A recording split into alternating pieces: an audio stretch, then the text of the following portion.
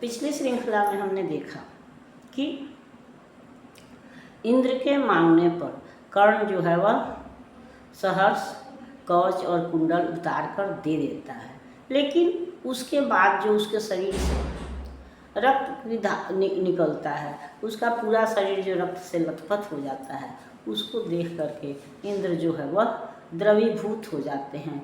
उनका हृदय जो है वह करुणा से भर जाता है। उनको अपने कृत्य पर, अपने कार्य करने पर ग्लानि महसूस होती है। वह कहते हैं या सोचते हैं कि मैं नहीं जानता था कि यह कवच कुंडल का दान जो है वह इतना हृदय विदारक होगा। उन्होंने तो यह सोचा था कि कर्ण मुझे पहचान भी नहीं पाएगा और चुपचाप मैं कवच कुंडल का दान लेकर के चला जाऊंगा, लेकिन उनको यह नहीं मालूम था कि यह दृश्य इतना हृदय विदारक होगा। और जब हमको कभी अपनी गलती का अनुभव होता है तो हम स्वयं में कितने शर्मिंदा होते हैं, यह तो कोई व्यक्ति अनुभव करके ही कह सकता है। और उसका हृदय जब ग्लानि से भर जाता है तो उस पाप से निकलने का कोई भी मार्ग उसको दिखाई नहीं पड़ता है कि वह किस तरह से उससे निकले, किस तरह से उस व्यक्ति से क्षमा मांगे, किस तरह से अपने पाप का प्रायश्चित करे। तो वही स्थिति इंद्र भगवान की भी है। और तब वह कर्ण के सामने नतमस्तक होते हैं, झुकते हैं और वह कहते हैं कि पाप हाथ से निकल मनुष्य के सिर पर जब छाता है तब सत्य ही प्रदाह पाप प्राण का सहा नहीं जाता है। अहंकार बस इंद्र सरल नर को छलने आए थे, नहीं त्याग के महा तेज के सम्मुख जलने आए थे। किंतु विशिख जो लगा कर्ण की बलि का आन हृदय में, बहुत काल तक इंद्र भीत रह गए मग्न विस्मय में। झुका शीश आखिर वे बोले, अब क्या बात कहूँ मैं, करके ऐसा पाप मुख भी कैसे किंतु रहूँ मैं। पुत्र सत्य ही तूने पहचाना, मैं ही सुरपति हूँ, पर सुरत्व को भूल निवेदित करता तुझे प्रणति हूँ। देख लिया जो कुछ देखा था अभी न अब तक भू पर, आज तुला पर भी नीचे है मही स्वर्ग है ऊपर।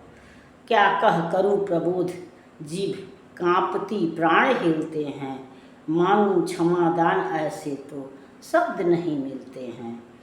दे पावन पद धूलि कर्ण दूसरी न मेरी गति है, पहले भी था भ्रमित अभी भी फंसी भंवर में मति है।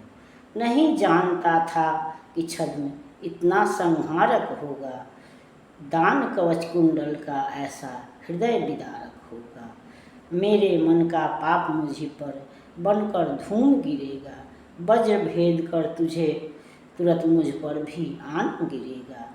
तेरे महाता तेज के आगे मलिन हुआ जाता हूँ, कर्ण सत्य ही आज स्वयं को बड़ा क्षुद्र पाता हूँ।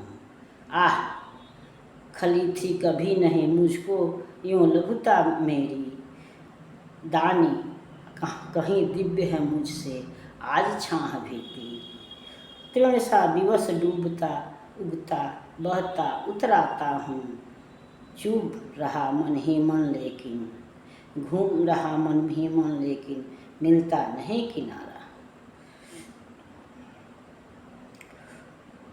हुई परीक्षा पूर्ण सत्य ही नर जीता सुधारा। तो हम देखते हैं कि अब इंद्र भगवान जो हैं कर्ण से कवच और कुंडल का दान तो पा जाते हैं, लेकिन वह व्यथित हो जाते हैं, दुखी हो जाते हैं। उनको यह इतना नहीं पता था कि यह कवच कुंडल उसके शरीर से संलग्न है, जिसको उतारने पर उसको इतना कष्ट होगा, वह दृश्य इतना हृदय विदारक होगा, यह इंद्र ने सोचा भी नहीं था। इसलिए कर्ण का यह रूप देख करके वह और ज़्यादा दुखी हो जाते हैं। उनको यह अंदाज़ा नहीं था कि दान इतना कठिन होगा और इतना कठिन दान भी सहर्ष कर्ण दे देगा। इसलिए कर्ण के इस दान से भगवान इंद्र दान तो पा जाते हैं, लेकिन वह दुखित हो जाते हैं और तब कहते हैं कि अब तो मैं नहीं जानता था कि यह दृश्य इतना हृदय विदारक होगा, इतना कष्टदायक होगा, लेकिन अब तो तेरे सम्मुख मैं हार ही गया हूँ, मैं झुक ही गया हूँ।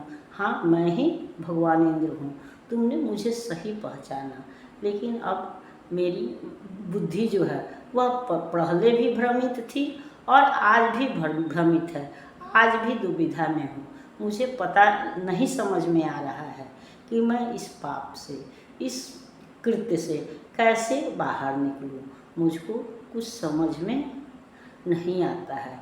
यह सच है कि आज भी पृथ्वी जो है, अगर हम तुला पर तौलते हैं तो जो चीज़ भारी होता है वह पलड़ा नीचे आता है, जो हल्का होता है वह ऊपर जाता है। तो भगवान इंद्र कहते हैं कि आज भी पृथ्वी जो है वह नीचे है और स्वर्ग ऊपर है, अर्थात पृथ्वी भारी है और स्वर्ग जो है वह हल्का है। इस तरह से आज तुम महान हो, तेरी छाँ भी आज मोहरे से पवित्र है। यह अब मुझको लगता है कि कहने के लिए तो देवता उच्च होते हैं, देवता पवित्र होते हैं, देवता उत्तम होते हैं, लेकिन आज कर्ण जो है वह इंद्र यह स्वीकार करते हैं कि आज मनुष्य कहें या कर्ण कहें तो कर्ण की छाँ जो है वह इंद्र से पवित्र है, क्योंकि कर्ण दानी है, छला भी गया है तो उसने दान किया है, और इंद्र जो है वह छलने वाले हैं, इसलिए वह आज कर्ण से नीचे हैं और स्वयं में ग्लानि महसूस करते हैं, जिससे निकलने का वह कोई मार्ग नहीं पाते हैं।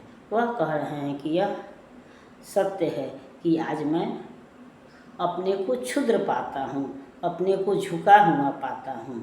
मुझे आज तो लग रहा है कि मैं पद धूलि लेने का मतलब प्रणाम करना है, कि आज तो लग रहा है कि मैं तुझको प्रणाम करूँ, तेरी पद धूलि लूँ, तब जा कर के कहीं मुक्ति मिलेगी या मुझे अपने दुखों से शांति मिलेगी, ऐसा वह सोचते हैं।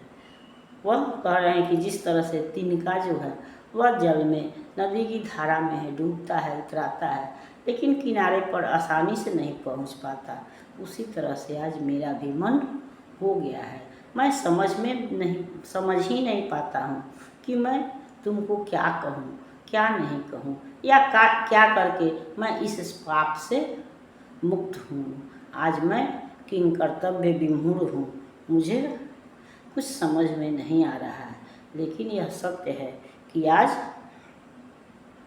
मैं तुम्हारे सील की गहराई की तो था नहीं पा रहा हूँ, कितना भी सोच रहा हूँ, लेकिन आज तुम महान नज़र आ रहे हो और मैं जो है उसके आगे अपने को क्षुद्र और छली पा रहा हूँ। इस तरह से आज तुम जो है वह महान हो और मैं जो हूँ वह तुम्हारे सामने नत हूँ, झुका हुआ हूँ, और मैं आज यह कहने के लिए तैयार हूँ कि आज भी मनुष्य जीत गया और देवता हार गए।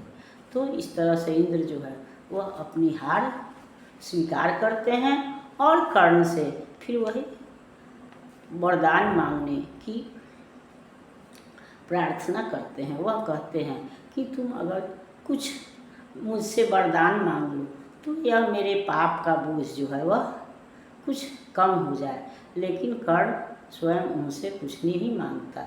जिसने कवच और कुंडल के रूप में अपना प्राण ही दान दे दिया हो, अपना जीवन दान दे दिया हो, अपने जीत दान दे दिया हो, वह भला फिर वरदान क्यों मांगेगा। इसलिए कर्ण तो उनसे कोई वरदान नहीं मांगता, लेकिन इंद्र जो है वह अपनी संतुष्टि के लिए उसको एक अग्नि का वरदान देते हैं।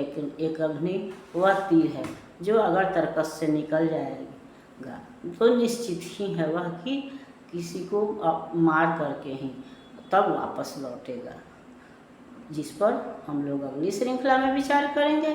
तब तक यह श्रृंखला आपको पसंद आती है तो इसको लाइक कीजिए, सब्सक्राइब कीजिए। मिलते हैं अगली श्रृंखला में, तब तक के लिए धन्यवाद।